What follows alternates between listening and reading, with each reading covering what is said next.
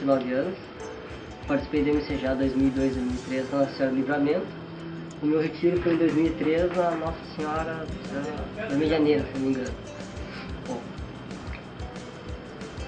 o MCJ me ajudou bastante no sentido de conhecer um pouco mais as coisas de Deus, que eu era meio afastado. Então ele me trouxe isso aí de uma forma mais, vamos dizer, até lúdica muitas vezes, com cânticos, ou então com brincadeiras que eram sem sentido, mas daqui a pouco a gente conseguia ver o sentido disso.